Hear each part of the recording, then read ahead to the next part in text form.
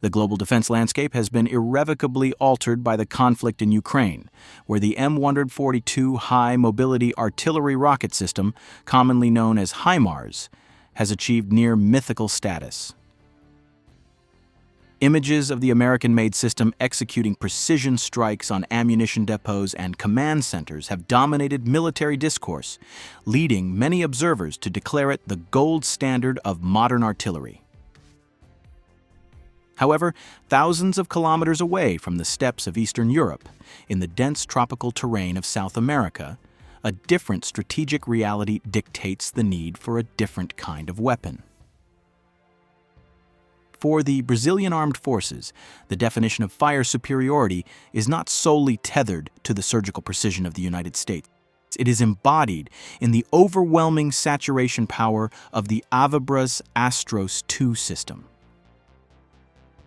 While the international media focuses on the sniper-like capabilities of the HIMARS, the current geopolitical friction in South America serves as a reminder of the enduring relevance of area denial doctrines.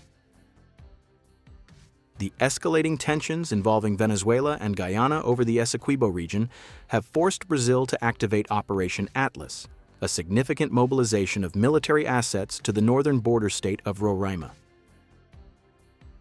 At the spearhead of this deployment is not a foreign import, but the indigenous ASTROS II Mark VI. This movement of heavy artillery highlights a critical divergence in military philosophy between Washington and Brasilia. While the United States prioritizes precision strikes to minimize collateral damage in expeditionary warfare, Brazil prioritizes the capacity to halt large-scale armored formations through massive, concentrated firepower. To understand the strategic value of the Brazilian system, one must first strip away the marketing hype surrounding its American counterpart and analyze the tactical roles each system was designed to fulfill. The M142 HIMARS is a product of the post-Cold War American doctrine, emphasizing rapid deployability via C-130 aircraft and low logistical footprints. It is, in essence, a sniper rifle on wheels, designed to eliminate high-value targets with GPS-guided GMLRS rockets at ranges exceeding 70 kilometers. It carries a single pod of 6 rockets, prioritizing accuracy over volume. In stark contrast, the ASTROS II artillery saturation rocket system operates as a sledgehammer. Designed by Avibras Aerospatial, it follows a doctrine of saturation fire, the ability to blanket a specific grid square with enough high explosives to neutralize everything within it, from infantry to armored columns. An ASTROS battery does not merely target a specific coordinate, it erases a designated zone. A standard ASTROS launcher can deploy vastly more ordnance than the HIMARS. Depending on the configuration, a single vehicle can launch 32 SS-30 rockets, 16 SS-40 rockets, or 4 heavy SS-80 rockets. When a full battery unleashes a salvo, it can deliver nearly 200 rockets in under 16 seconds, creating a psychological and physical impact that a single-pod HIMARS cannot replicate. This capability is particularly relevant to the potential threat vectors facing Brazil. In a hypothetical scenario involving a mechanized incursion through the difficult terrain of the northern border, the ability to break up enemy formations before they can maneuver is paramount.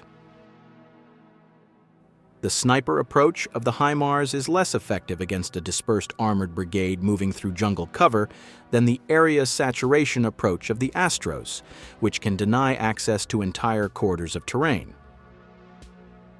However, an objective assessment requires acknowledging the technological disparities that currently exist.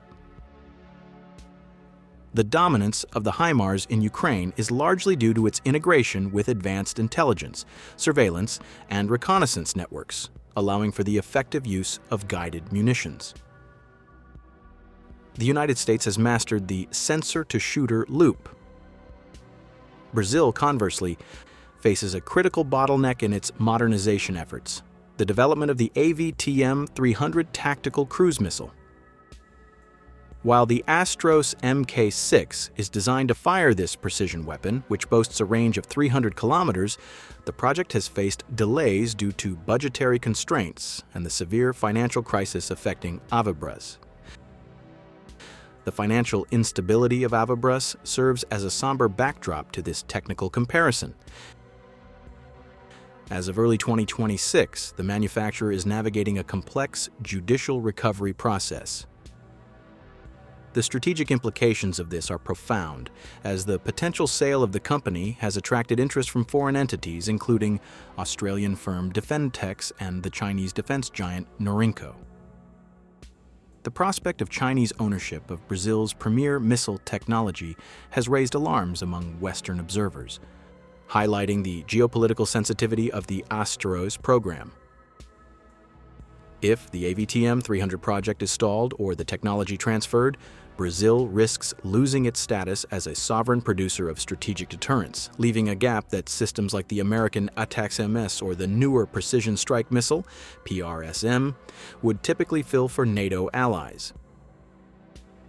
From an economic perspective, the ASTROS system presents a value proposition that has historically appealed to non-NATO nations. The cost of American precision weaponry is prohibitive for many developing economies. A single guided GMLRS rocket for the HIMARS can cost upwards of $160,000. In contrast, the ASTROS system's ability to fire unguided rockets allows for affordable training and large-scale usage, while still retaining the option for guided munitions if the budget permits. A full ASTROS battery structure, including command vehicles, meteorological radar, and resupply trucks, represents a significant investment, estimated at around $175 million for a complete package. But it offers a level of organic independence that buying off-the-shelf American systems does not. This independence is a key selling point. The acquisition of U.S. weaponry often comes with strict end-user agreements and political strings attached, as dictated by ITAR, international traffic and arms regulations. For nations in the Middle East and Southeast Asia, such as Saudi Arabia, Qatar, Indonesia, and Malaysia, the ASTROS offers firepower without politics. It has seen combat in Iraq and Yemen, proving its durability in harsh environments that differ vastly from the sterile testing grounds of Western manufacturers. The battle-tested label applies to ASTROS just as much as it does to HIMARS, albeit in different operational contexts. Furthermore, the modularity of the Brazilian platform offers a logistical flexibility that the standard HIMARS lacks. The ability to switch between different calibers from 127mm to 450mm on the same chassis allows a commander to tailor their response to the target.